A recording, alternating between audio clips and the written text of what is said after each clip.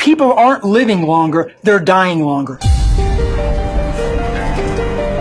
I'm a steak guy. Fish. Sushi, actually. Got up as heavy as 518 pounds. 6 months you'll be in dialysis or you'll be dead. I can't have that one candy bar a week because I didn't have an off switch. You're going to be on insulin the rest of your life. I wasn't making any progress on the pills. We see this kind of cancer, there's no known cure. I was flat on a gurney and they were debating, do I have triple bypass? I thought that my hypertension was genetic. You're out of control. And they were not giving me any hope at all. We had the cure. We've had it for decades. What we know from cigarette smoking is the public doesn't like to be lied to. We need education more than medication. Can't blame doctors. They're not trained in this field. I was really angry. I just could not understand why I didn't learn any of this in medical school. The food industry was $1 trillion industry. It uses very similar kind of tobacco-style techniques, paying off scientists and funding studies. What is on our plate is really affecting our environment. We have been putting the wrong fuel in our body. Americans, Europeans, are being poisoned by these animal foods. You can see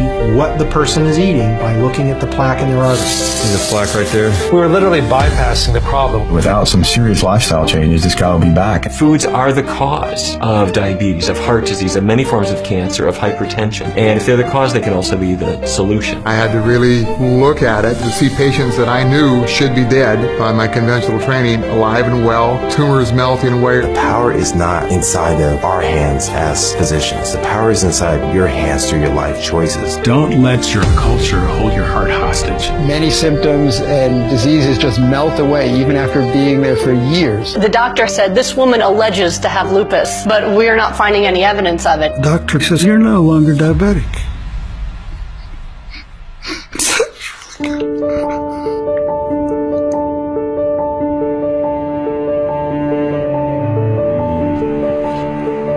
The most important decision anyone makes every day is what they elect to put in their mouths.